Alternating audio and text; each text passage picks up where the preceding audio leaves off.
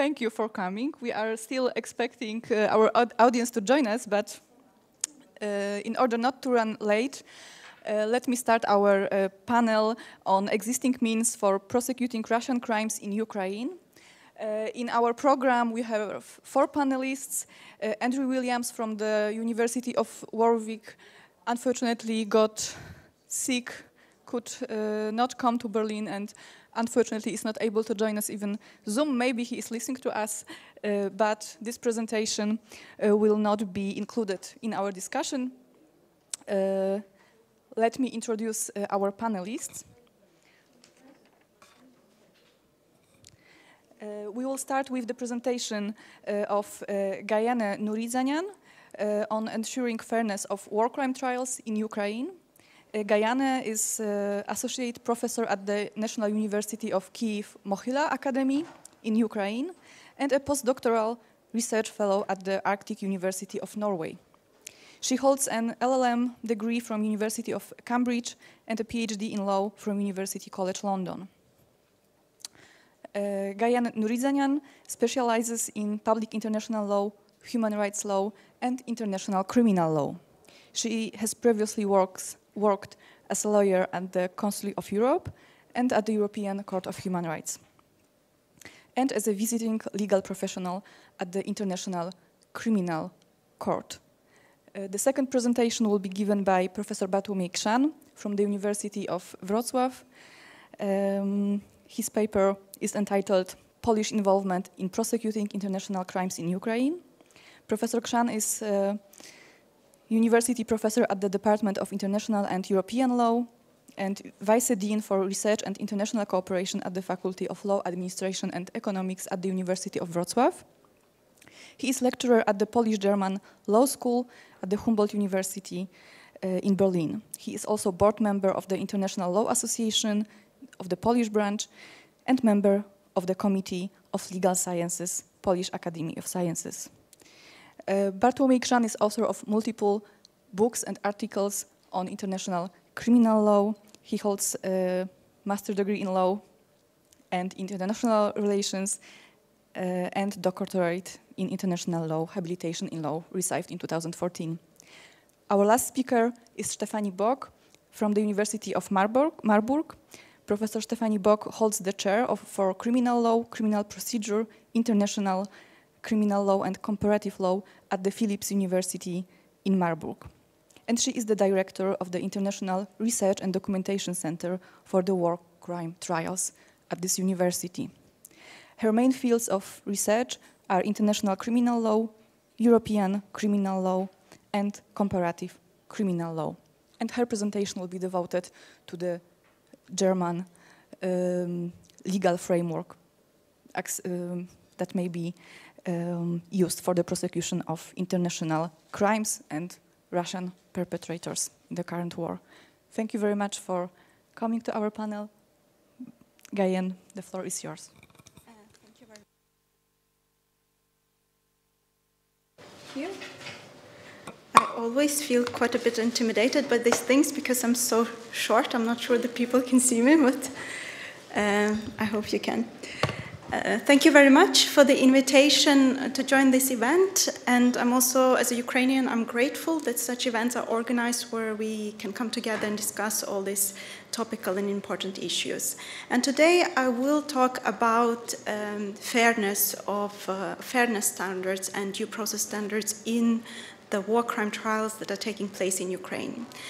Ukrainian criminal justice system, as well as the whole Ukrainian society, is affected by the war. So obviously in territories that have been occupied, the courts moved from those territories to the neighboring regions. Ukrainian courts are not functioning in those territories. Then you have in some territories that have been under the occupation or are close to the front line, the court's work is interrupted as well because in some cases the buildings are physically destroyed. And of course, the prosecuting authorities and courts all over the country are affected by air raid sirens, by the interruptions and the need to adjust to this ongoing war. But nonetheless, as the rest of the Ukrainian society, the criminal justice system is adapting and it's working. And we see that also from the fact that already last year there have been some trials related to the war crimes that have been committed in the past year. And so far there have been around 20 verdicts delivered on the war crimes committed since the full-scale invasion. And these trials mostly concern direct perpetrators, so the Russian soldiers that were on the ground and that directly committed the crimes. And they usually concern a certain one episode. So relatively speaking, these are quite simple cases. And they concern a lot of different violations. So there have been cases related to willful killing of civilians, indiscriminate attacks on civilian objects, pillaging, as well as sexual violence and rape. And we see that given that the Ukrainian courts started from these cases that relate to direct perpetrators and kind of one charge and one episode, they are kind of trying to build the expertise in prosecuting war crimes and trying and kind of starting from these relatively simple cases. But before I talk about the fairness and some of the issues that relate to fairness, I want to kind of take a step back and ask ourselves the question, why is it important that these trials are fair? That's probably something that we take for granted. And of course, if you look at the technical side, Ukraine is a party to the different international human rights instruments, including European Human Rights Convention, and has an obligation to provide, to guarantee fair trials. And of course, this is a value that is also embodied in its domestic legislation. But more fundamentally, I think it's very significant that these war crime trials are carried out in accordance with due process standards. Why? Because you may know that in the last 10 years, Ukraine has been doing a lot to reform its judicial system in order to strengthen the independence, the integrity of its judicial system, in order to bring its legal system more in line with the human rights standards, including and in particular in accordance with the human rights standards developed by the European Court of Human Rights in cases delivered against Ukraine. So these war crime trials that are taking place now and will taking place in future is a very big test for Ukrainian society. And it's a very big test in the sense that this is also very much about us, what kind of society we want to be and how we're going to deal with accountability for these atrocities committed in Ukraine. And will the legal response prevail over any other consideration that may influence us in this situation? And what is more, of course, the fairness of this trial is important for their acceptance internationally, beyond Ukraine. And I also think that this will become a historical example. So now we are looking back at different accountability mechanisms and attempts to ensure accountability after the wars that have been taken in Europe and elsewhere. And I think in future, the case of Ukraine will also be studied as a sort of historical examples of how the society deals with the accountability for atrocity crimes. So the fairness is very important. But once these trials started taking place in Ukraine, some scholars started putting questions about whether it's actually possible for these trials to be independent at all. Is it possible that Ukrainian judges can be independent when they are trying Russian soldiers that are actually members of the army of the aggressor state? And I think when one poses this question, then we are talking about a very kind of abstract notion of independence. But the notions of independence are, in fact, embodied in a specific standards, human rights standards in international law.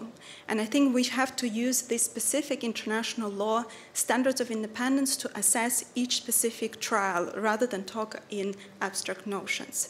And what is more, international law requires that the state prosecutes and where appropriate tries war crimes. There is such an obligation under international humanitarian law, and Ukraine has such an obligation under the European Convention of Human Rights. And I'm referring now to procedural obligation under Article 2 and under Article 3 of the European Convention, where the state has to ensure effective investigation of any cases of deprivation of liberty, of ill treatment. So Ukraine could never simply say, for example, before the European Court of Human Rights, we decided not to try this because there is this notion of independence somewhere that maybe our judges come across as not independent enough because they're trying Russian soldiers. Such a justification would have never been accepted by the European Court of Human Rights because the state has an obligation before victims to ensure that their right to justice and their right to truth is respected. And of course, this issue is also discussed in the Ukrainian society, and we can see that Ukrainian judges are actually aware of this. They are aware that this may be a challenge, but at the same time, they are also professionals who are aware of the importance of assuring independent and fair trial. I want to move on to discussing 4 other issues related to the fairness of these trials that are important, and then where I think there is some room for improvement. And the first issue is expertise. Expertise of the prosecutors, of the investigators, of the judges in investigating war crimes. I think it's not that unusual that Ukrainian criminal justice system doesn't have experience with prosecuting these war crime trials. In fact, it's not unusual that any state does not have experience because war is quite an extraordinary situation. But at the same time, the war in Ukraine has been pending since 2014. And I think Ukrainian state could have done more to ensure that the investigators, prosecutors, and judges have more expertise, more knowledge in international humanitarian law, more knowledge in international criminal law that could have helped them now to properly prosecute and try these crimes.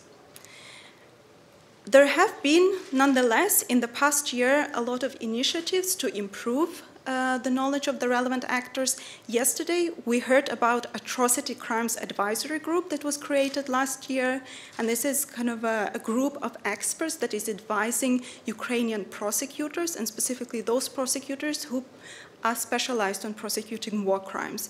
And they are not only advising them sort of theoretically on how to prosecute these war crimes, they also have an expert attached to a Ukrainian investigator, so-called mobility justice teams, that help Ukrainian investigators to collect evidence on the ground. And that's a very good example of kind of cooperation and a very good example of this initiative of helping Ukrainian authorities, members of Ukrainian investigative and prosecuting authorities to gain more knowledge in the field. There have been also more and more initiatives to help Ukrainian judges to improve their knowledge of international humanitarian law. So there have been trainings organized on the ground in Ukraine by different international organizations that also kind of involved international and Ukrainian scholars in the area of international humanitarian law, but also at the end of last year, there was a training organized for Ukrainian judges in the United Kingdom. I think about 100 judges actually participated in this training. And there is also initiatives to organize exchange of knowledge between Ukrainian judges and their counterparts in other countries through the Domestic School of Judges, the sort of an institution that helps Ukrainian judges to improve their expertise. So I think that's very important. The quality and fairness of these trials will be guaranteed if the judges apply correctly the law and they know how to apply the law to the various situations, the war crimes with which they are dealing. And another aspect that is related to it is the notion of legal certainty. And I'm talking about the existence of a clear and foreseeable legislation on the war crimes. And that's something that we are lacking in Ukraine. During the previous panel, Oksana already mentions the blanket provision that we have in our criminal code that kind of criminalizes violations of laws and customs of war. So it's one provision that applies to all the different types of war crimes, be it killing of the civilian or indiscriminate shelling of civilian objects, or sexual violence or pillaging. All of these cases are prosecuted under the same provision. But the first point here is that actually not all of the violations of laws and customs of war amount to war crimes. Only serious violations of international humanitarian law constitute a war crime. So that's already the first obstacle for the proper application of law to the war crimes that the judges are facing. And the other point is that, of course, Ukrainian judges come from the continental law system, and they are very much used to using the definition of specific crimes that are spelled out in the Code of Criminal Procedure. And they don't have that tool when it comes to the prosecuting of the war crimes in Ukraine. So there is a need of reforming the legislation, providing kind of a list, definitions of the relevant war crimes, so that investigators, prosecutors, and judges have this specific tool that tells them what kind of conduct amounts to the war crimes, what kind of elements they need to prove before anyone can be actually found guilty of the war crimes. So existence of this detailed legislation, this kind of updated and modern legislation, is also, in my opinion, an important tool that would allow proper application of international humanitarian law and proper prosecution of the war crimes. There have been some attempts to pass such as legislation at the domestic level, but they haven't been successful yet.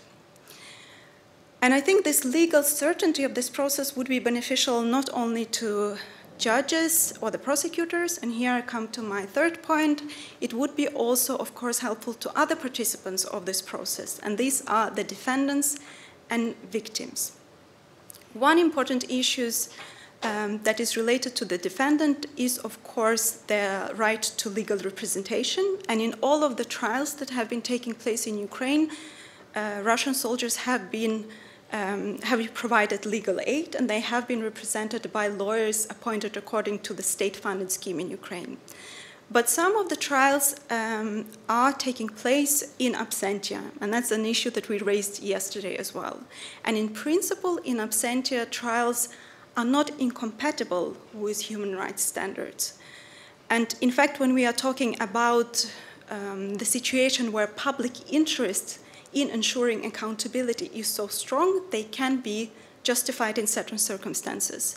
But in absentia, trial must be an exception rather than the rule, and they must be accompanied by the necessary procedural guarantees, meaning the proper notification of the person about the proceedings, the proper effective legal representation, and thirdly, existence of the procedure that allows to revise the judgment once the person appears before the authorities. And for example, the last bit, so we are lacking in our criminal procedural legislation. Ukraine does not have a specific procedure that would allow revision of the judgment delivered in absentia. So it may raise issues on the compliance of this procedure with the European Convention on Human Rights. Defendants, of course, are not the only. These war crimes are not only war crime trials are not only about the defendants, and I think they are of particular importance to the victims. And one reason why it is good in a way that these trials are taking place in Ukraine is because they are accessible to the victims of these war crime trials. They can come to the trial if they want to. They can appear there. They can kind of see the perpetrator if the trial is taking place not in absentia, and they can at least have some possibility to deal with their trauma, to deal with the loss, for example, of a person, of a family member, etc., who died as a result of the war crime committed. But there is a need also to take quite a sensitive approach to the victims in these trials, especially when it comes to the victims of sexual violence related to the conflict. So there is a need, for example, to protect these victims from the publicity, from the public, and that's maybe not something that has been done consistently. in this trial, but there is now more and more recognition by Ukrainian authorities of the need to do that. And I think Katerina today already mentioned that there has been a separate unit set up in the Prosecutor General Office to deal with the victims of sexual violence, and where a more victim-oriented approach is taken. And my final point is related to public scrutiny.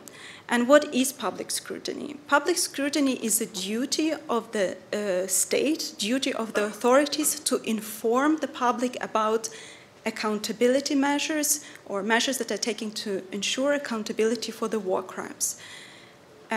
Why is it important? Because again, these trials affect the whole of the society, or these war crimes affect the whole of the society, and ensuring accountability for them is important for the whole of the society.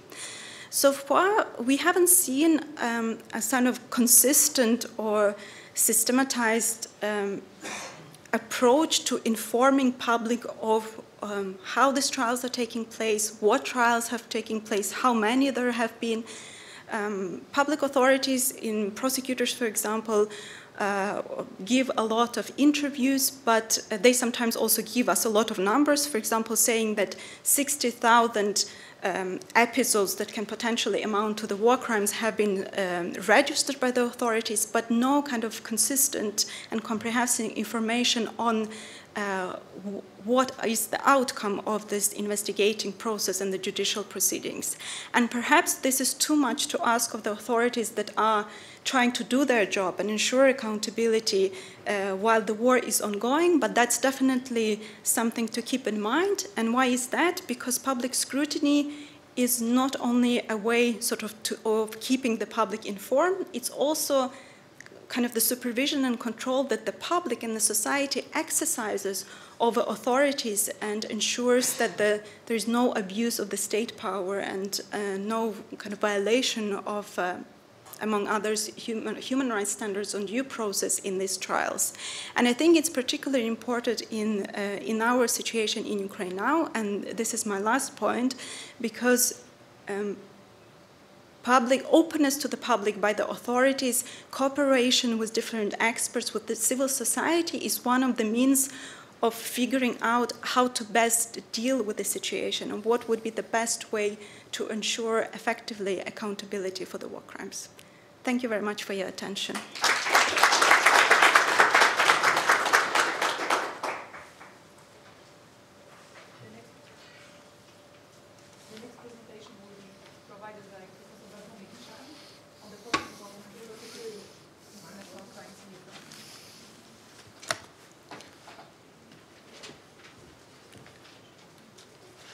Thank you very much. Well, it gives me great pleasure and honor to be part of this conference.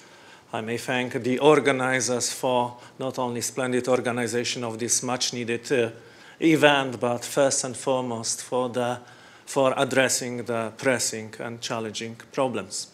Now, as introduced by Dr. Uczkiewicz, my topic is both general and, well, at first I thought, well, it shouldn't be vague. So, well, as you can see from this, at this first slide, when I received the invitation, I was asked to simply, well, deal with this topic, and then, well, immediately I started to confront or confirm the information one could receive from the media. And I would start by saying that, well, I would start with a blunt statement that, well, there is this Polish support for the prosecution of crimes, international crimes committed in Ukraine. Indeed, well, this may be a vague, blunt, and also, well, a problematic statement. When preparing the paper to be delivered by this respective audience, well, I thought, well, it is not enough to rely on the official press releases or, well, or on the interventions by different state officials of different rank, stemming from different ministries. And then very often, what struck me probably the most, well, was this nickname of, well, Poland using or exercising universal jurisdiction. So, well, this was a kind of a pre-assumption I started with when preparing the paper. Then I realized, of course, that, well, in order to discuss, well, Polish support, there might be different layers or channels for support. And one thing is, of course, well, to deal with the prosecution by of those crimes committed in the territory of Ukraine by the International Criminal Court. I believe yesterday, and again, thank you very much for bringing, well, one of the most eminent scholars, Professor Shabas, to this conference to share his expertise on these issues.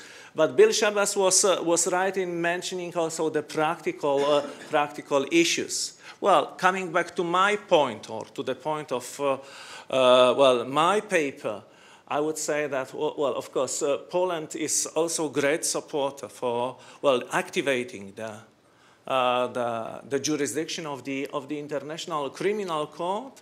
Indeed, it was among the first states that decided to refer the situation in Ukraine based on those two declarations recognizing the jurisdiction by Ukraine in early March.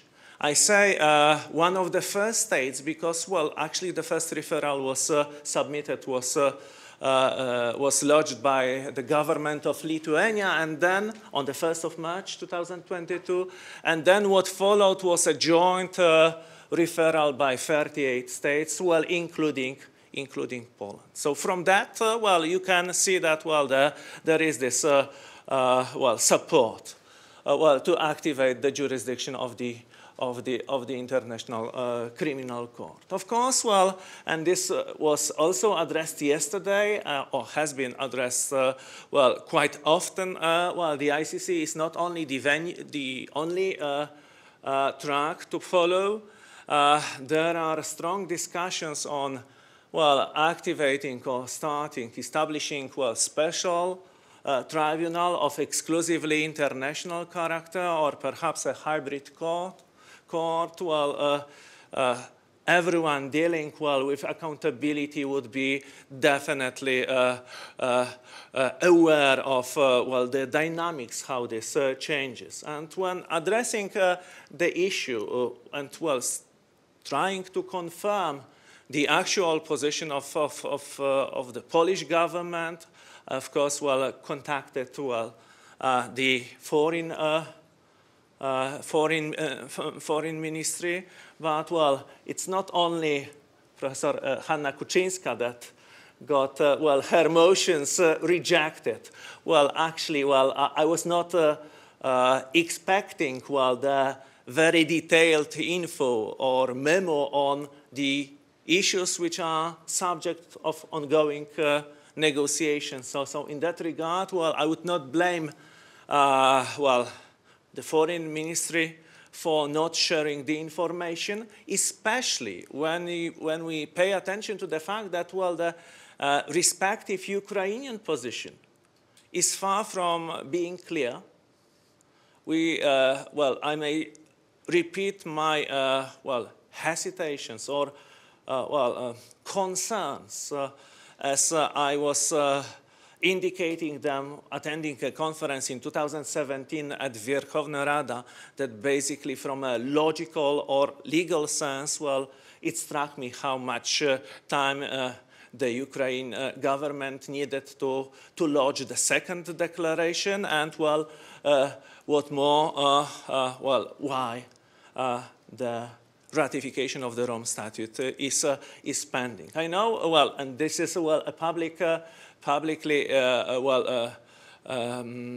awareness that, well, there are different projects well, the European Parliament is, of course, well, taking the floor in addressing the issue. So there are different projects, well, apparently also, well, started or initiated by the governmental Ukrainian side. And in that regard, well, I know that basically, there are dynamic changes.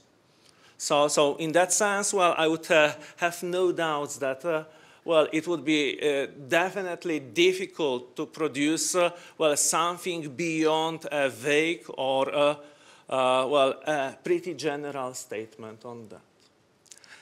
But, well, to address the issue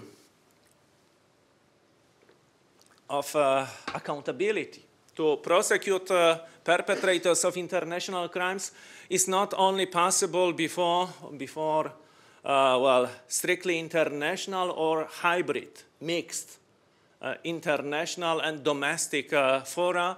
It is also possible, well, to start, well, the domestic prosecution.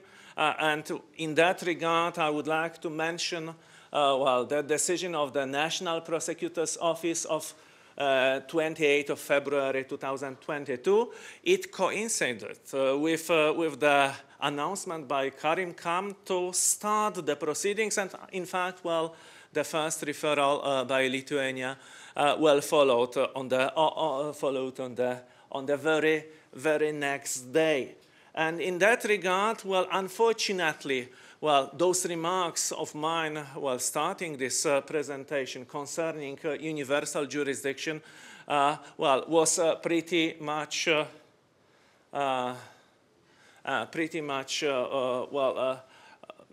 most pressing.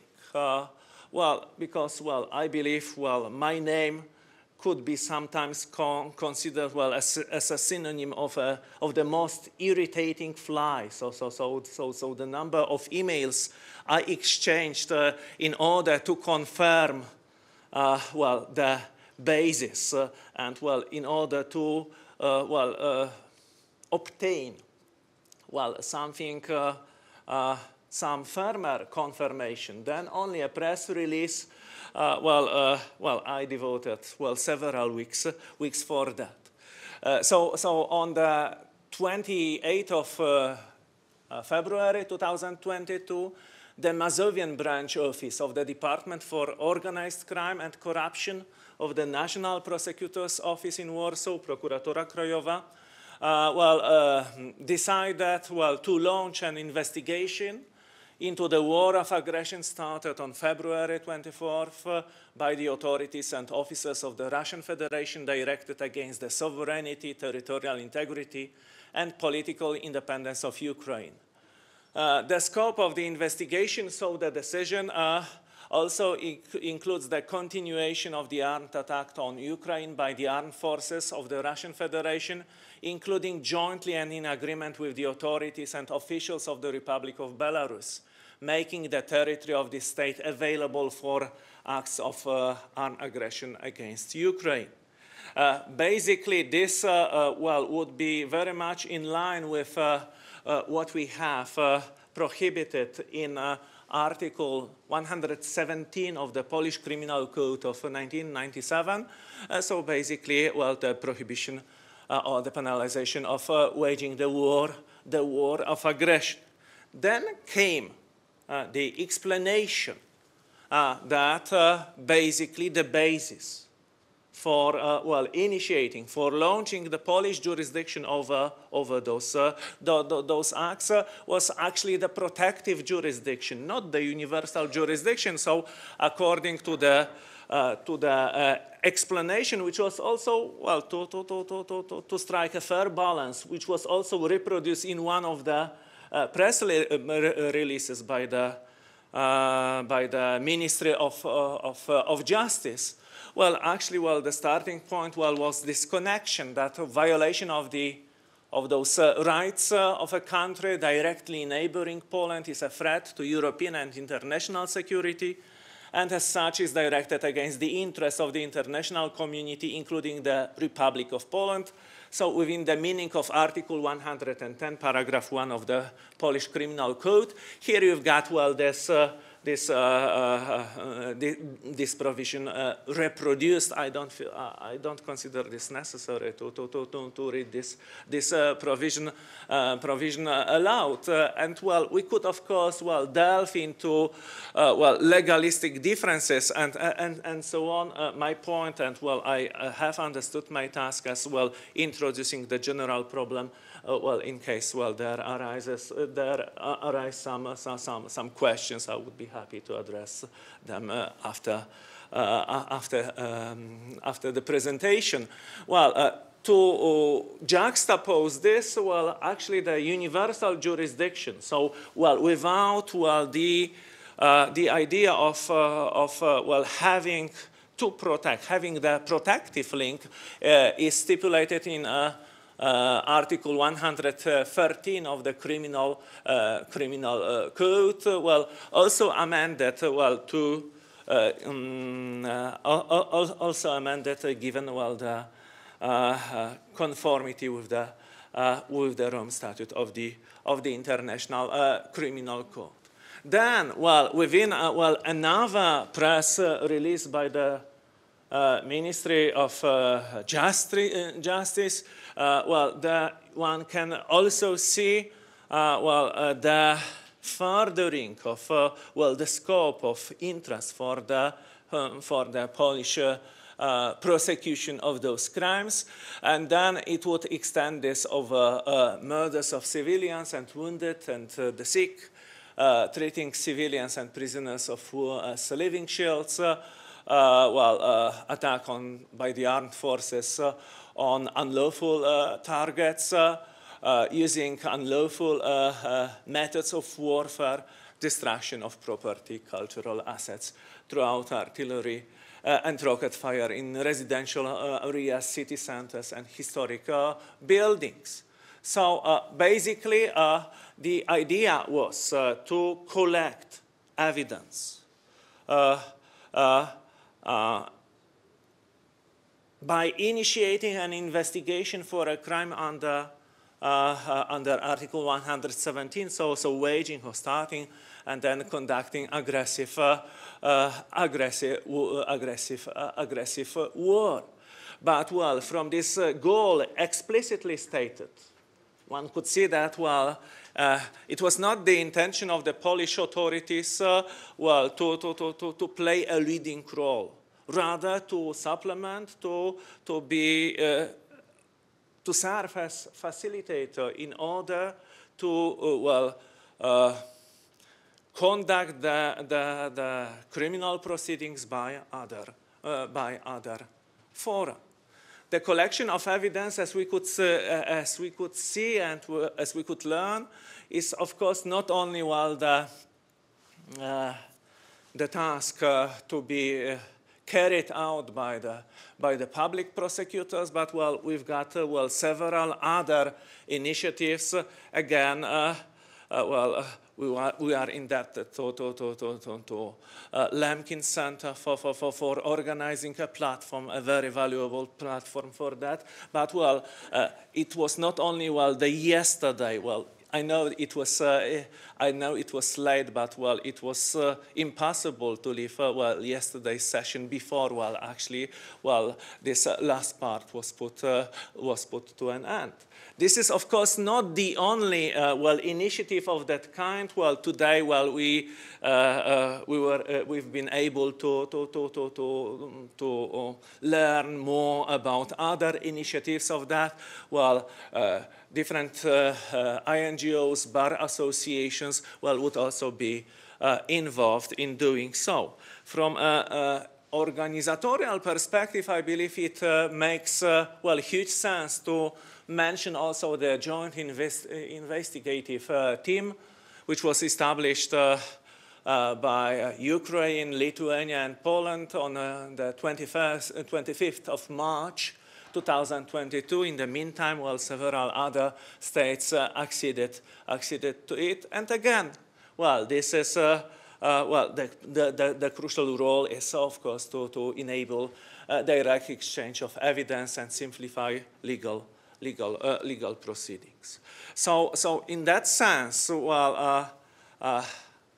of course, one is to strike a balance between, well, protecting, well, the integrity of criminal proceedings, not, well, sharing too much. The privacy issue has been already addressed several times today, so I believe there is no point in repeating those issues. Yet, well, perhaps a sign of dissatisfaction is that basically the public opinion, and not only public opinion, is very often left with not so much consistent or coherent vision provided by the public authorities. In that sense, and then, well, this was also something what was crucial in obtaining the information. When I believe, well, this was also the case with Professor Kuczyńska. So Hanna Kuczyńska was also not asking or requesting, well, documents of specific proceedings. Well, of course, I believe it is very difficult to offer, well, statistic data or, well, to gather those data. Yet, I believe, well, it would be better, not only for the sake of the preparation of my paper for this, for this conference, to have a more reliable or less mundane way of confirming facts, of confirming data for you. Well, I would like to end today's presentation, well, with two challenges. One was already smuggled into. So basically, there is this problem of, well, compatibility of the national legal instruments, well, with the requirements of, well, proceedings against, well, perpetrators of international crimes.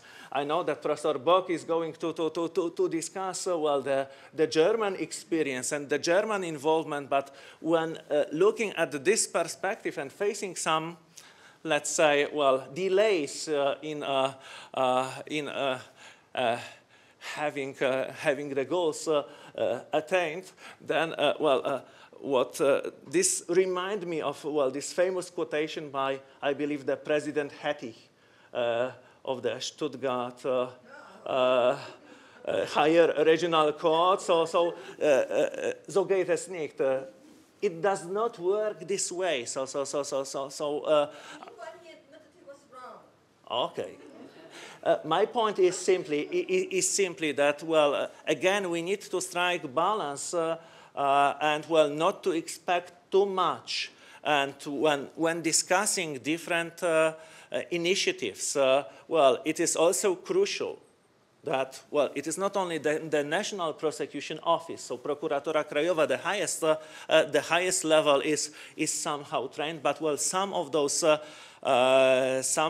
steps are to be taken at lower levels, which then would require some trainings, probably, and probably the prosecutors acting and, well, serving in collection, in facilitating of the collection of evidence is, well, the prosecutors are trained, but, well, this is also, well, some other aspect which would be interesting to learn, not only for the sake of this general statement. So, well, to bring this presentation to an end, I would say that, well, the Polish support is multifaceted. So, well, it was not, well, my deliberate decision to, well, avoid, well, reference to the resolution of the Polish Diet of 7th of April, so same adopted a resolution, well, criticizing heavily and also mentioning, well, the need for bringing the perpetrators to justice. And, well, in order to avoid, well, a kind of translation loss, I would say that all those steps, all those initiatives, all those reflections of involvement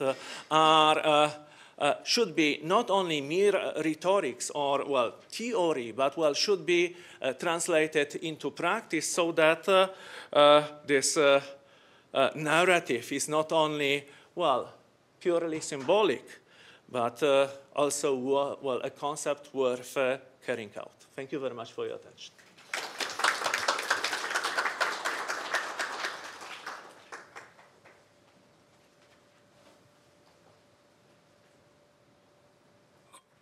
The next paper will be delivered by Professor Stefanie Bock, Prosecuting War Crimes in Ukraine, the German Contribution.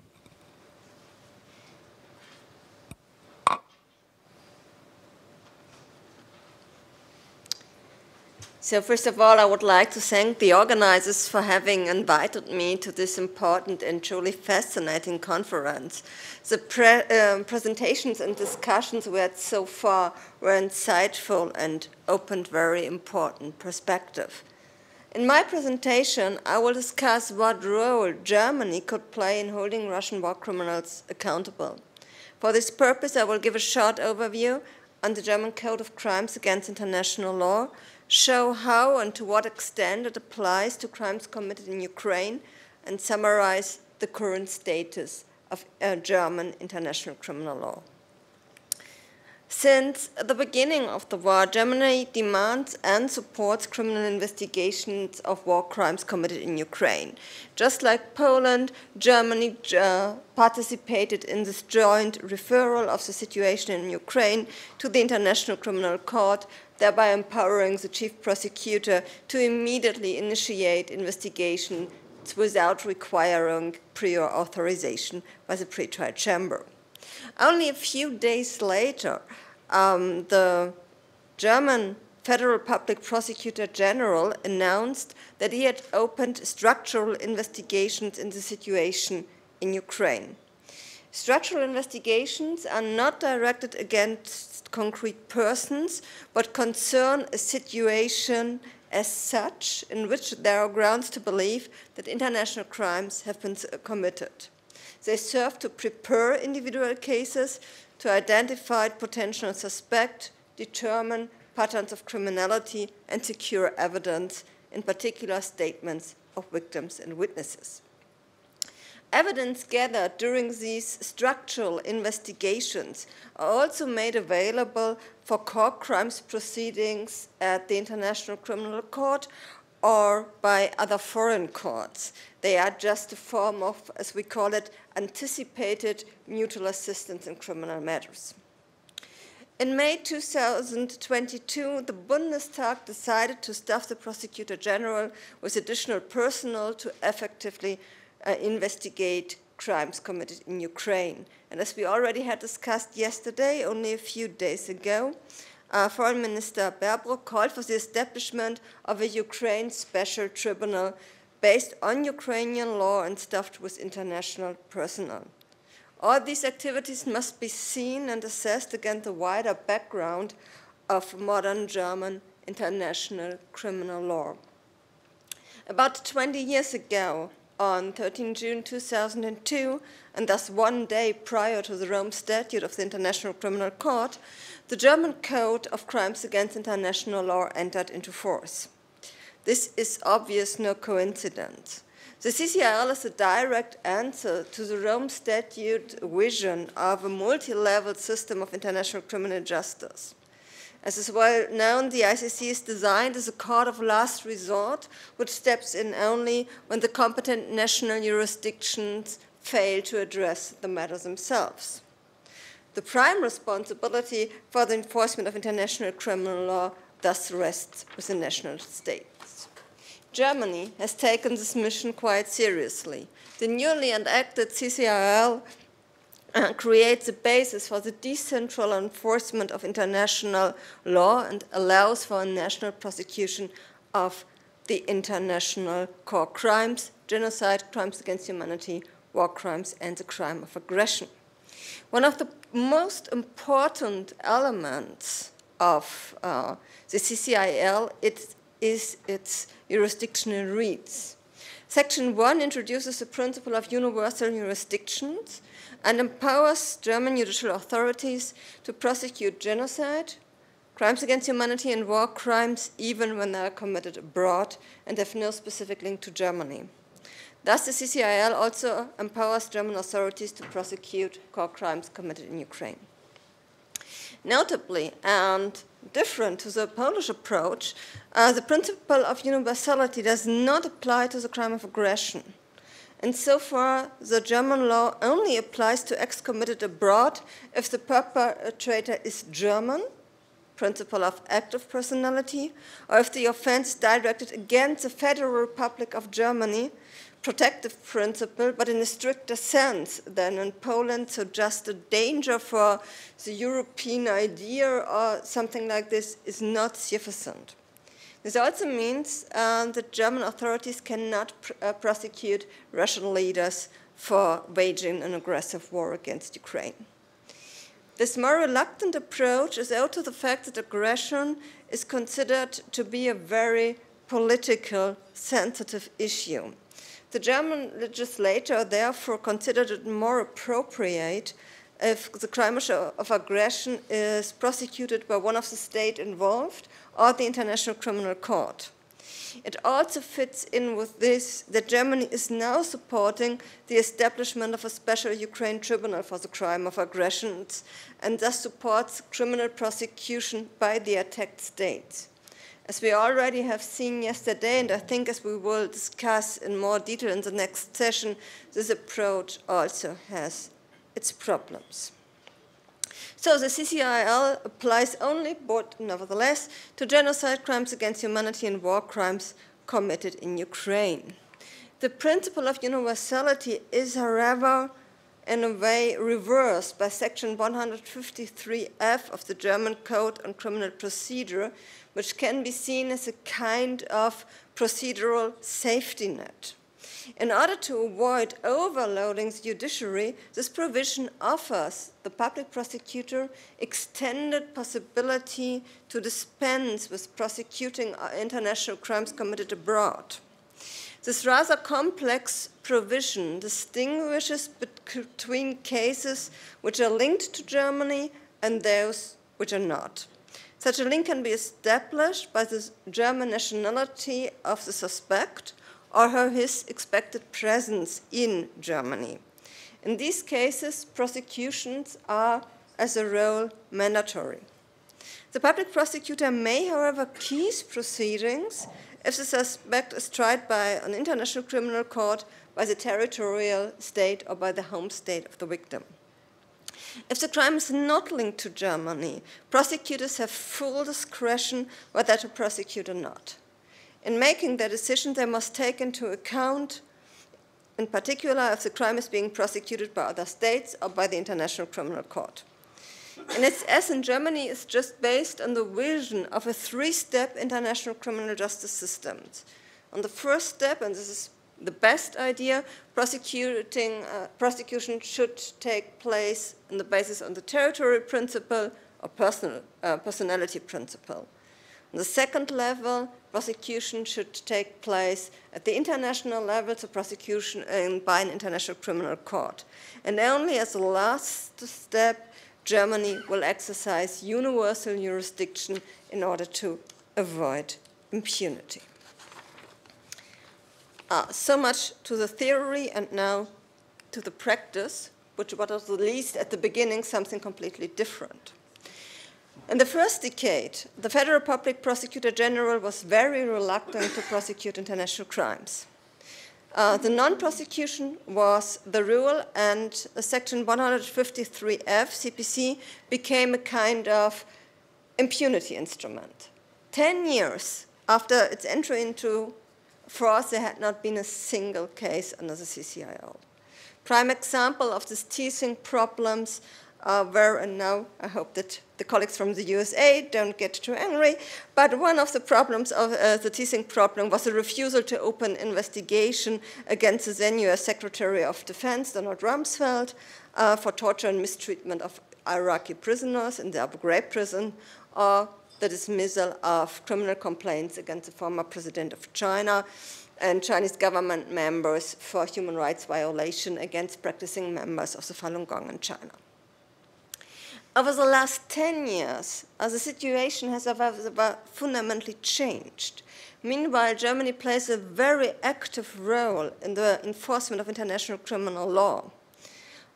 International criminal law now really has a firm place in everyday judicial life in Germany. And the most prominent examples are probably the Koblenz torture trial concerning two torture incidents in Syria and the conviction of Tahir al-Yad for genocide against the Jesuits by the Higher Regional Court of Frankfurt. These proceedings have made the front pages of the international press. NGOs are documenting the trials, and even the United Nations take notice and welcome the German prosecutorial offenses. This change in prosecutorial policy and practice must be seen against the backdrop of the Syrian conflict. Since 2011, the Assad regime has been using systematic violence against opposition members, and this resulted in a huge wave of refugees. More than 6 million people have been displaced inside Syria, and 6.5 million more have fled abroad, and also to Germany. And this has fundamentally changed the situation for the prosecutor. Some of the refugees naturally are victims of massive human rights violation, and on arrival in Germany, they are available as witnesses to the national judiciary and enable with their statements the identification of concrete crimes and suspects. And with the assistance of the NGO, they can exercise their right to effective remedy and directly request the German authorities to initiate investigations. So unlike in the USA and China constellations of the first decade, the exercise of jurisdiction, of universal jurisdiction, is less abstract. Germany does not act as one of many representatives of the international community, but in particular in its function of the host state of the refugees. The prosecution of international crimes thus becomes an act of judicial hospitality that serves the social integration of the refugees. They receive recognition of the injustice they suffered and are at the same time accepted as citizens of their home, the host states, which grants them access to its criminal justice systems. So it's an act of solidarity with the victims, and Germany condemns in their name the crimes they had suffered. This is in particular important if not only victims but also perpetrators have fled to Germany. We currently have a very important case before the Higher Regional Court of Frankfurt against Al-Am, a doctor who have fled from Syria to Germany, has practiced here over several years in medicine, and is now suspected to have tortured civilians during his time in Syria. Germany investigates this allegation not only as a representative of the international community, but in its own interest. Social coexistence and legal peace would be severely endangered if the refugees were expected to live together with their former tormentors in the host country. This would disregard their rights to recognition, truth, and justice. Against this background, universal jurisdiction cases in Germany focused on alleged perpetrators with German nationality or perpetrators with residence in Germany. So far, we only had one case in which the principle of universality was applied in its purest form. This was the already mentioned proceedings against Tahir al-Yad for genocide. At the beginning of the proceedings, Tahir al-Yad was not in Germany, and the Federal Public Prosecutor nevertheless decided to ask for his extradition from Greece to put him to trial on Germany. But this case probably does not indicate a general paradigm shift because Tara J. is married to a German woman, Jennifer W., who was later convicted for the same incident by the Higher Regional Court of Munich for membership in a terrorist organization, adding murder and crimes against humanity. So this case is at least linked to Germany via the German nationality of the wife of the suspect and not really true universal jurisdiction. So in sum, our federal prosecutor does not act as a global enforcer of international criminal law, but pursues a rather strict no safe haven Germany strategy. What does this and will this mean for war crimes committed in the Ukraine? First, the situation is comparable insofar as Germany has taken in many refugees from Ukraine. And in the course of its structural investigations, the federal public prosecutor is and will interview potential witnesses, collect their testimonies, and compile evidence of crimes. With a view to initiating concrete investigations against concrete suspects, however, it stands to reason that the federal public prosecutor will stick to its rather restrictive no safe haven Germany and focus on alleged war criminals who have fled to Germany. It is less likely that he will use the principle of universality in a proactive sense and prosecute persons who have not come to Germany. In this way, Germany does not conduct on-site investigations in Ukraine, as, for example, France or the Netherlands do, and Germany does not participate in any joint investigative teams. We, of course, encourage such efforts, but we are not engaged in this. We will, and the prosecutor is in close cooperation with his international partners, assist foreign and international criminal proceedings by providing the evidence we have collected in Germany to other national or international criminal courts, but not initiate proceedings on our own unless perpetrators are in Germany. But German jurisprudence might contribute and does contribute to the overall development of international criminal law, and this can be for the Ukraine situation important as well. Particularly was mentioned is the decision of the Federal Court of Justice on the irrelevance of functional immunities. Background of this decision was the conviction of a former officer of the Afghan National Army for inter alia grievous bodily harm and the war crime of outrages upon human dignity. In the appeals proceedings, the question arose whether the accused, as a member of the state armed forces, enjoys functional immunity as a state official. The federal court answered it in the negative and argued that according to a general rule of international law, domestic war crimes prosecutions are not precluded on the basis of functional immunity. At least not when the crimes have been committed by low-ranking defendants. This decision leaves some questions open. In particular, the court confined its finding to subordinates and not expressly excluded the possibility that functional immunity might be relevant by proceedings against high-level perpetrators.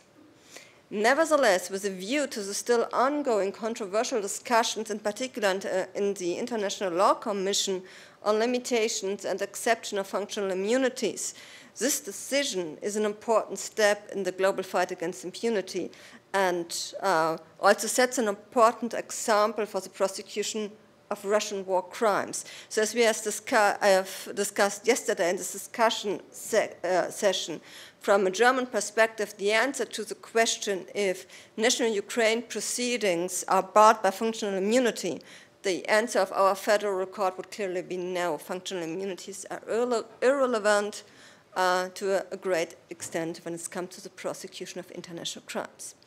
And another important jurisprudence concerns the interpretation of the crimes of genocide.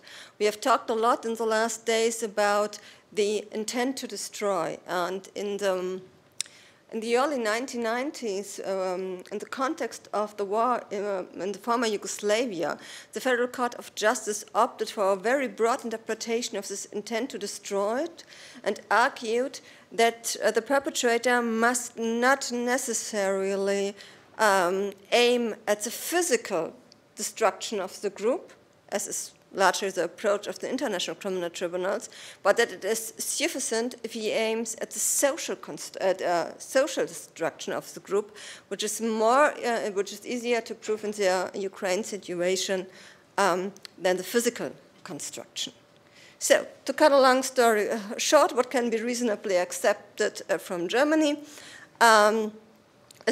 A clear no safe haven Germany strategy, no much involvement in universal jurisdictions beyond that, but at least we used to be great thinkers, and probably the Ukraine might benefit from a progressive interpretation of international criminal law coming from Germany. Thank you very much for your attention.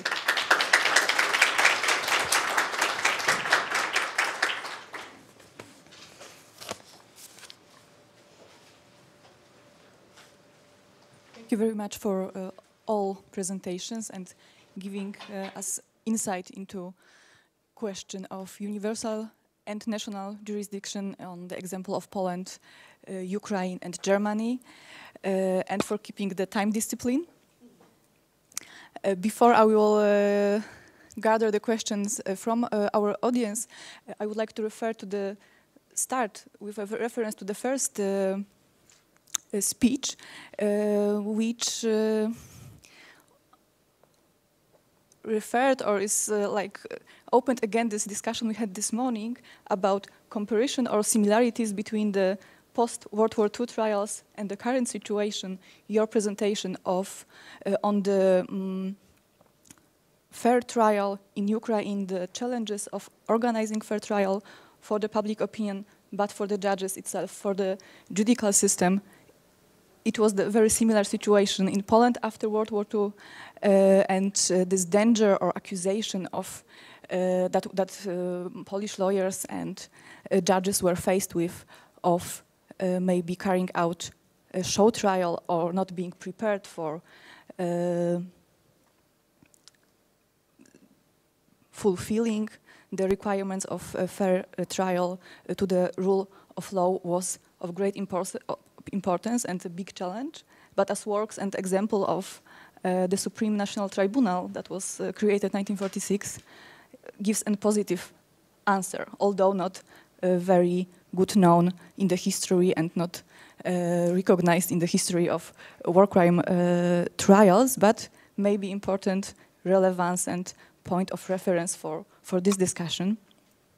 You also mentioned these challenges and obligations on states concerning the guarantee of a trial of prosecuting war crime perpetrators, and this aspect of public scrutiny, of informing the public. And in the light what Professor Krzan just said about this lacking information from the prosecutor's office, it's the very other side of this argument. So my question would be, which information can we collect from the officials today in Ukraine and in Poland and maybe in Germany? Because you delivered us, Professor Bock delivered us this theoretical framework and background of German contribution to prosecution of Ukraine, of crimes committed in Ukraine, but which information can you obtain today from the prosecutor's office?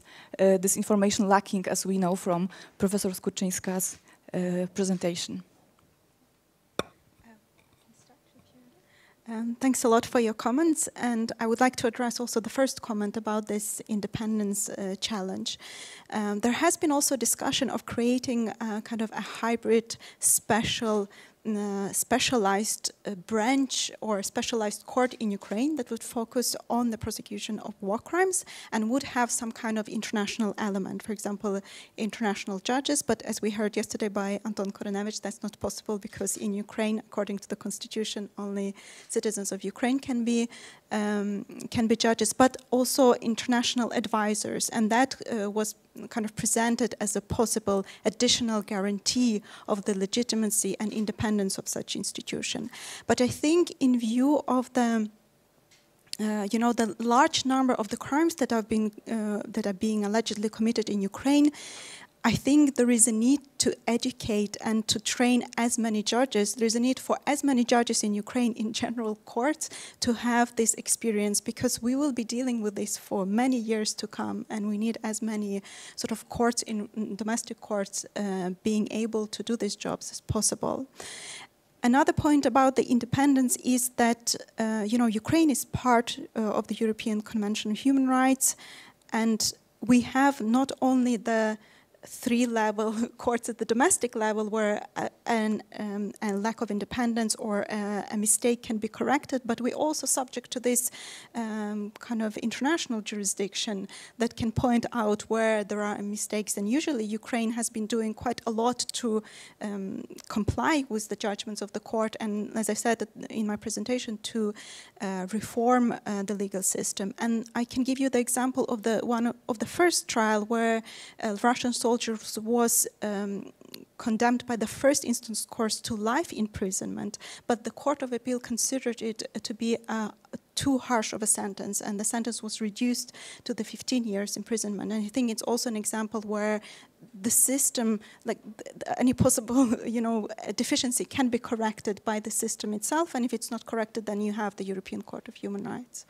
And as regards the information and public scrutiny, I also want to stress that that doesn't mean that the public has a right to know every details about the victims or about every investigative steps taken by the authorities.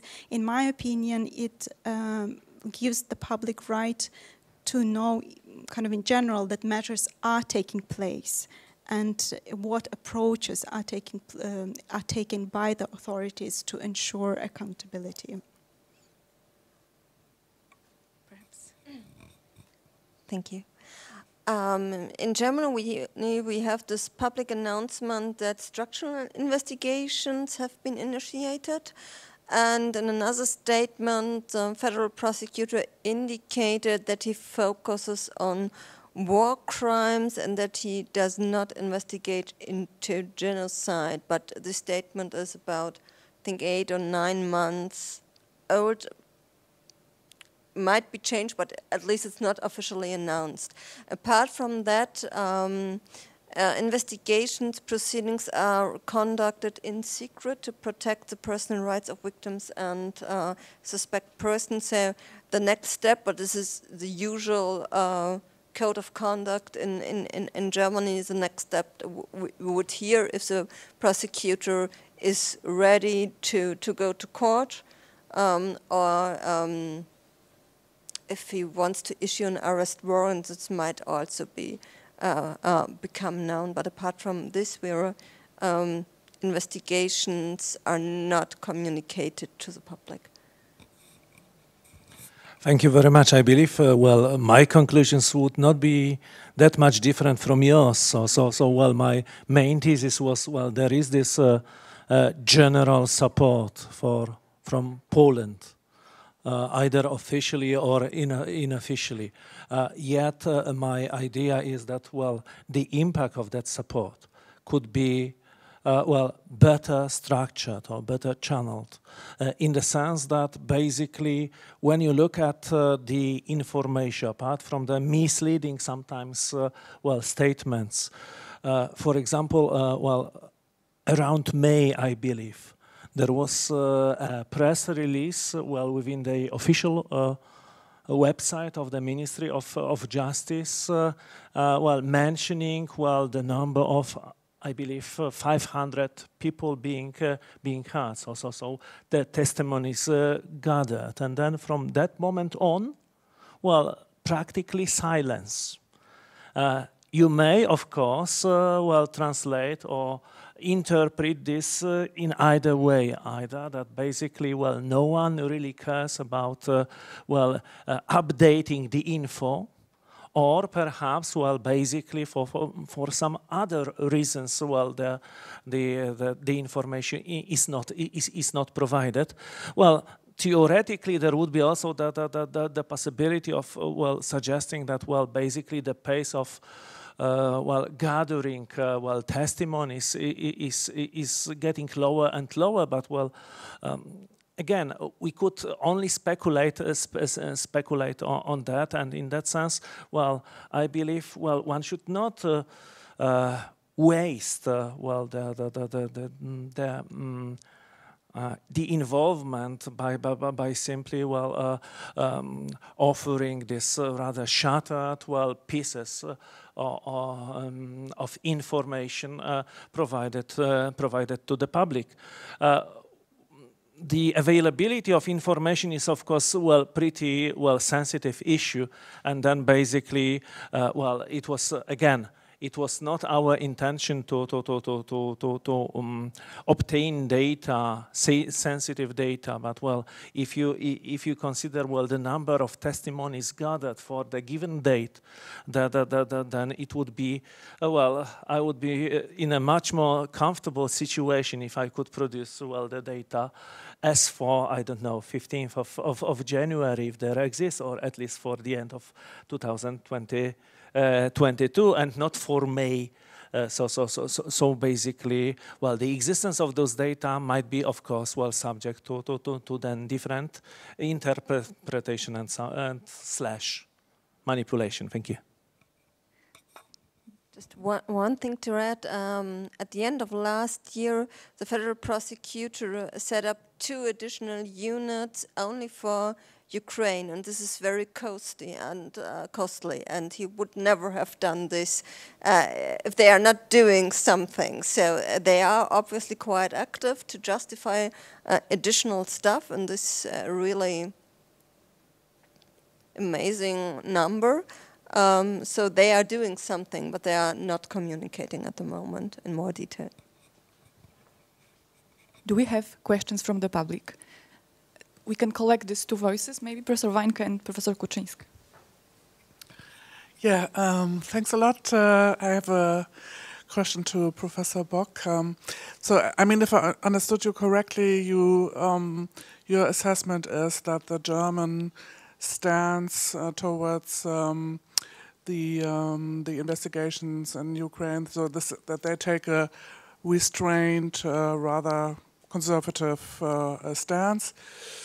And yeah, so I was questioning myself. I mean, we have talked about the novelty that this is a war in which there's real-time investigation. So while this war is waged, there are investigations on the ground. So this is certainly a novelty. But another novelty I can see is that also the media, the international media and the German media as well, that they are very heavily involved in tracking down suspects. There was just, I think 2 weeks ago, so there was a report on the German TV about a very specific form of criminality, transnational criminality, with regard to a company with, I think it's a German-Russian company, a mixed enterprise. And they have found out that this company, which is, I don't know, situated close to Moscow or so, that they are delivering some form of gas, which is needed for the Russian Air Force to be able to accomplish their flights. And so there's, I mean, the assumption that this company, that they are involved in form of aggressive warfare by providing the gas or the raw material for the gas. So I mean, my question is: so can't you see that due to this new development that there will be also that the general prosecutor sooner or later will react to this revelations and to this dynamic which is created by the fact that also the media is very much involved to discover new forms of international criminality.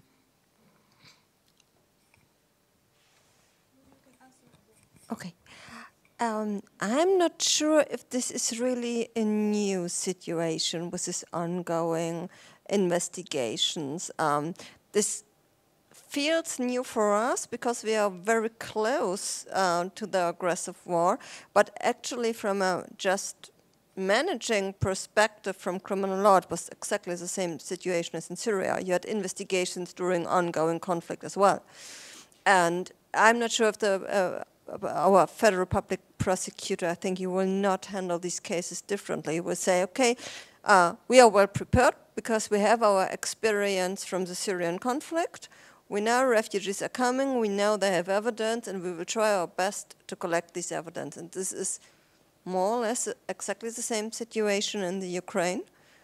So from a German perspective, I don't think this is different. And this case you mentioned, it perfectly fits in this no safe haven Germany. You should not be involved in war crimes and breaking embargo rules or whatever when you are connected in one way or the other to German territory. So of course the German federal prosecutor will not tolerate assistance of Russian war crimes from German territory on. But this is all compatible with this no safe haven Germany approach. And I don't think that the federal prosecutor will see a need to change anything only because the war is closer to German territory. Great, thank you. Great presentations by everyone. I really appreciate it. If you'll humor me, I have two quick questions for two different people. For Gaiane, if I'm pronouncing your name correctly, I apologize, I'm probably not. You mentioned that one of the obstacles to the creation of a hybrid court that would be a domestic court basically sitting in Ukraine with international elements grafted on top of it, judges, international advisors probably sitting physically, someplace else, that one of the obstacles to that is Ukrainian law and specifically the Ukrainian constitution. But I believe, I may be mistaken, that the Ukrainian constitution has been amended somewhat frequently.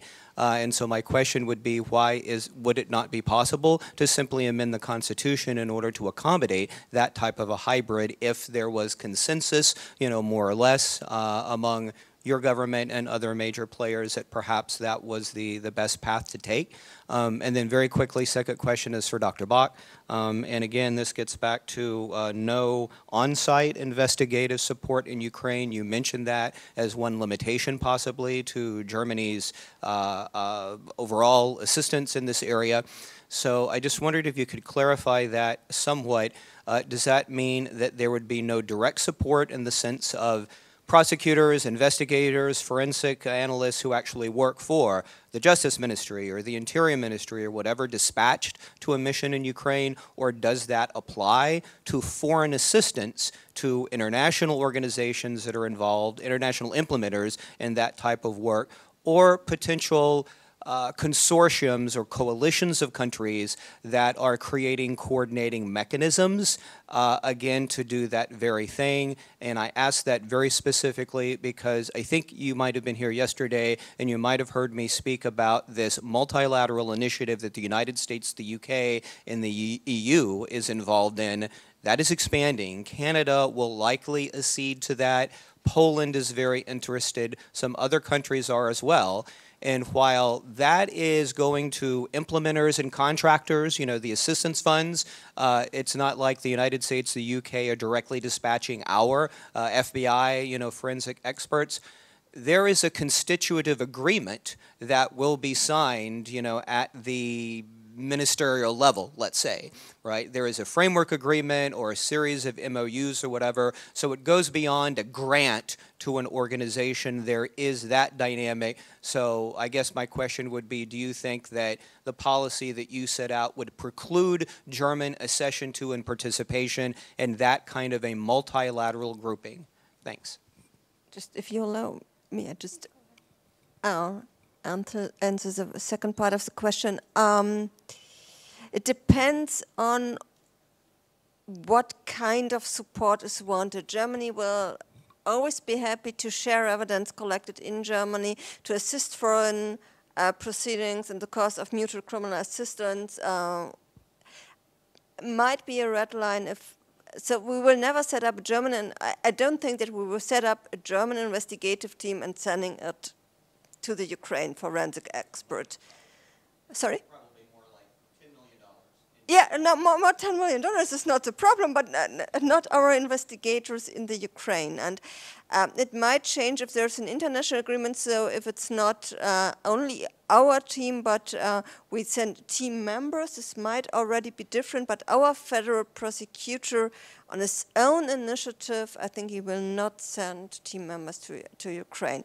International cooperation is always another sort of the game. We are very open to international cooperation.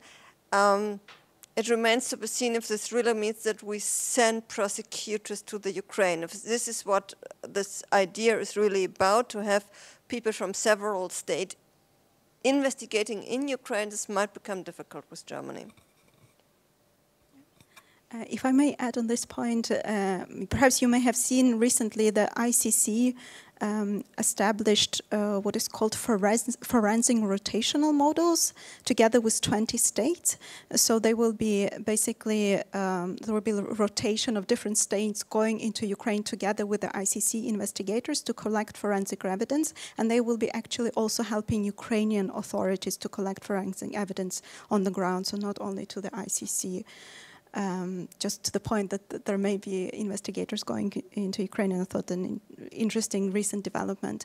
And I thank you for your question, because it actually allows me to clarify my thought, which I perhaps didn't express very fully, is that with the start of the full-scale invasion in Ukraine, the legally state of emergency was declared in Ukraine, and a lot of different laws have been adopted to allow the country to function in the state of emergency.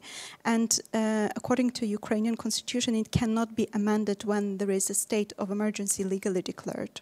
So perhaps, I don't know, kind of artificially it would be possible to stop the state of emergency for one day, but there is a lot of other legislation, and kind of a country is functioning on the basis of a lot of different laws adopted because there is a state of emergency.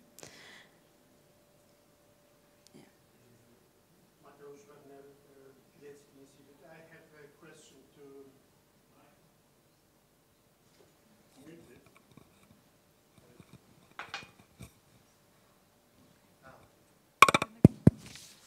Mateusz Werner, Pilecki-Institut. I would have a question to Professor Krzan. Thank you for your presentation. You have mentioned in your presentation joint referral by 38 states. Professor Bock said 39 states. Okay, this is a detail, but this is a joint initiative in order to start a prosecution before International Criminal Court. What direct impact has this referral? What has happened afterwards? Did it change anything on the stage? And the second question: what kind of judicial tools have national judicial bodies in order to move on with trying war criminals, not just small perpetrators, but those big sharks who stay behind them? like, I don't know, Gerasimov, Shoigu, and other people? Thank you very much for this for these two questions. Well, I would say that basically, well, I guess I was wrong. So this was Poland and 38 other states, but well,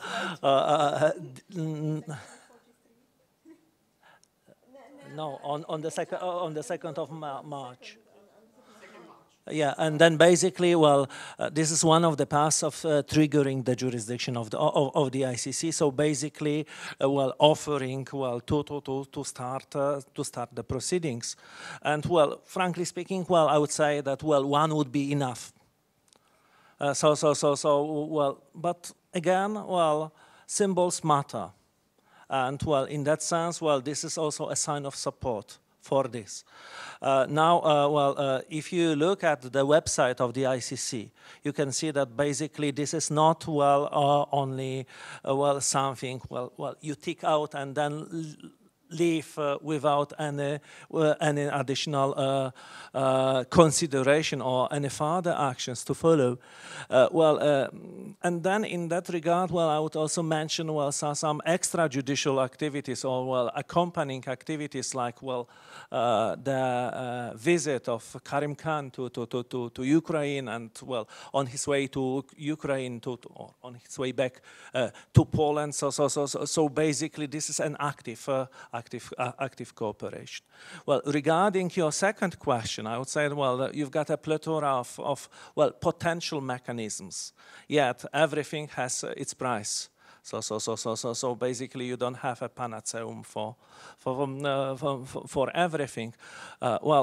We've mentioned that, well, the idea of, well, having the ICC operating is not, well, it's not a fairy tale. So basically, well, you don't. Well, the ICC does not accept, well, trials in absentia. So in that sense, well, it would be also a kind of well, situation in principle to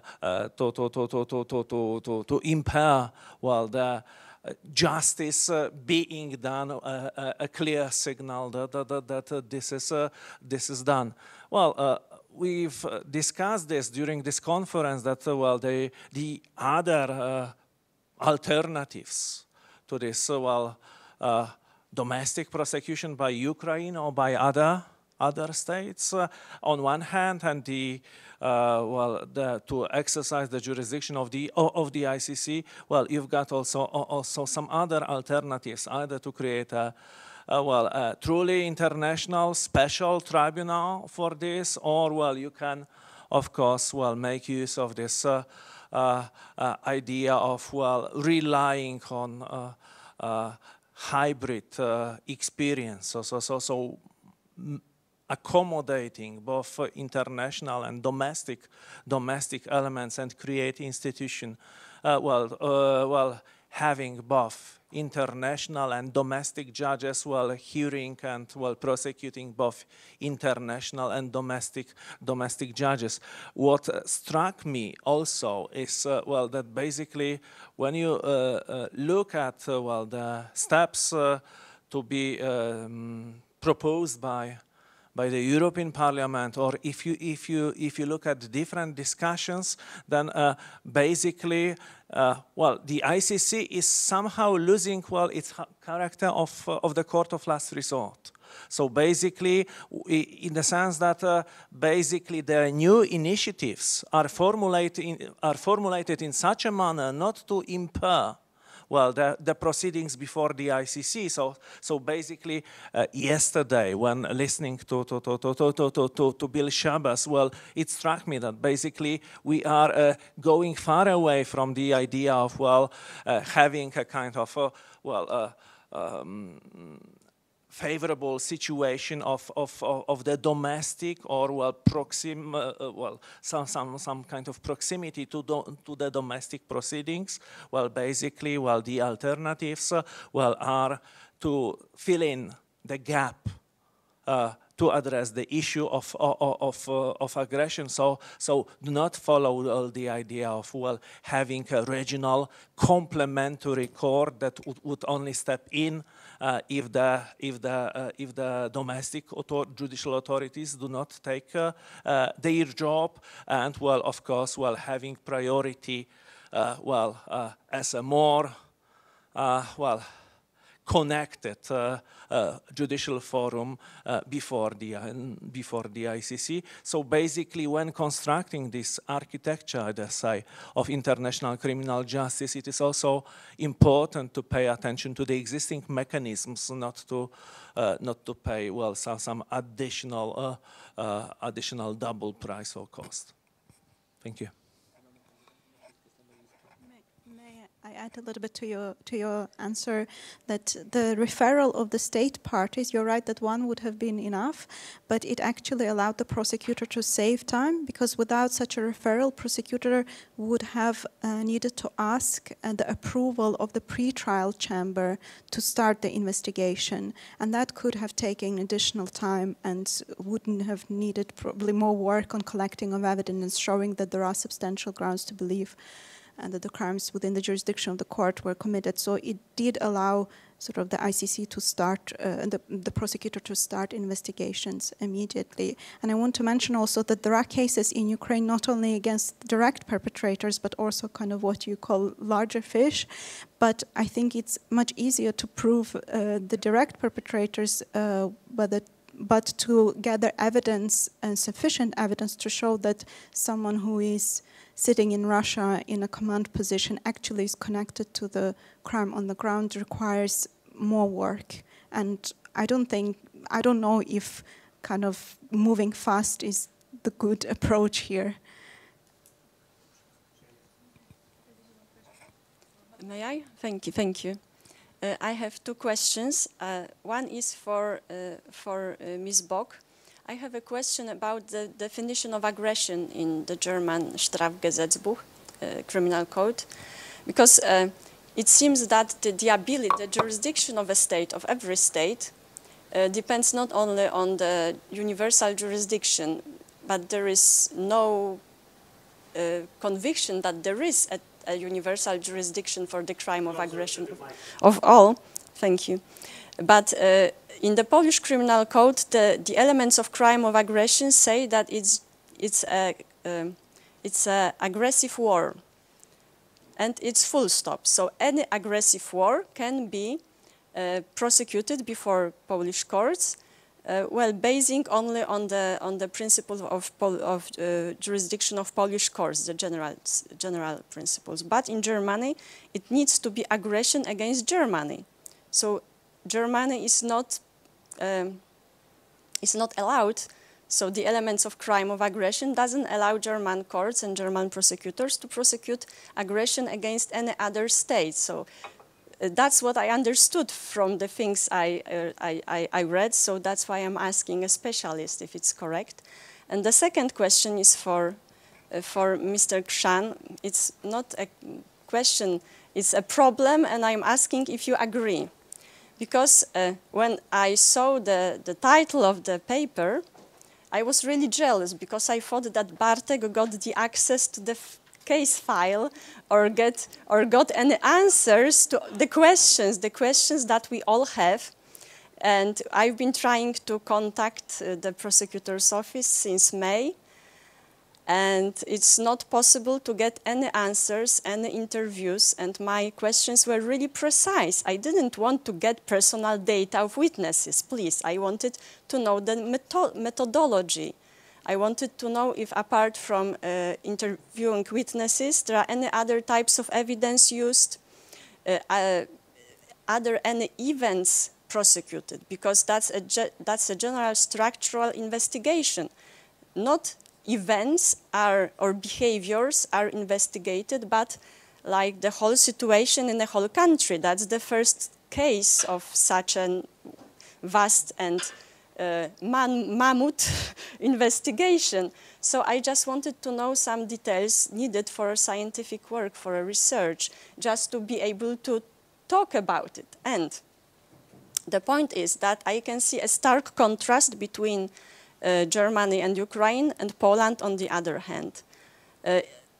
We heard about public scrutiny, about the meaning of legitimacy of courts and prosecutors conducting prosecution in the case of core crimes. And in Poland, we don't have that. And I think it's a very important problem because there are no interviews, no information. Everything is absolutely top secret. We have no knowledge. Moreover, Poland has no know-how. So it's the first investigation into war crimes since the World War II events. There was only one investigation into war crimes in Afghanistan, but it was conducted by military prosecutor's office, and it ended up with other legal classification. So inappropriate use of weapons, not war crimes. It's not the same, actually. In the time when other states started their adventure with war crimes, special teams were set up in Ukraine, in Germany, also in other European states, in Sweden or Great Britain. In Poland, the National Prosecutor's Office set up a special team to prosecute insubordinate judges. So war crimes were never the matter of interest for the Polish prosecutors. And therefore, the more important it is to give any information to the public, to make it possible for the researchers. I was the first to raise my hand to ask the question. It's not my fault, I'm in the end. Moreover, it's very important because that's the last point. There is no definition of war crimes in the Polish Criminal Code. It hasn't been said so far. So Polish Criminal Code prohibits using means and measures prohibited by international law. So it's very difficult to find the proper elements of crime, and we don't even know if there are any specialists on the team at the National Prosecutor's Office. So yes, I think we should have more openness. Great comment. Yes, full stop, thank you. No, please finish. It's like... No, that's all. Thank you very much for this comment, combining also questions and considerations from previous panels. Now I ask Professor Krzan and Professor Bock to very quickly answer these questions. Thank you. Okay, thank you. So the definition of the crime of aggression is not linked to Germany or any effect to Germany. We have, by and large, adopted the definition of the Rome Statute requiring participation in a clear violation of the Charter of the United Nations as such. So we really mirror the Rome Statute. But on the jurisdictional level, we can only prosecute the crime of aggression. So from a German point of view, we would say, of course, the Russian invasion fulfills all elements of our crime of aggression, but we are not able to prosecute it on the jurisdictional level because we only have jurisdiction if Germany is the attacked state or if one of the perpetrators is German. That's why we have discussed if the federal public prosecutor should initiate investigations against members of the German government for aiding and abetting the war crime of for aiding and abetting the crime of aggression because they have not ended the commission of gas from Russia. So that was the idea of this could constitute the crime of aiding and abetting aggression. There, Germany would have been competent. But the federal prosecutor said, okay, that's not enough for aiding and abetting aggression. Very briefly, I would agree. And well, I would say that there are at least two irritating flies. One named Kuczynska and the other Krzan, well, asking for the information for the information for academic purposes. Thank you. Thank you very much for being these flies and for sharing your experience, very relevant to the topic of this conference. Thank you very much for the discussion. Thank you to our panelists for great presentations.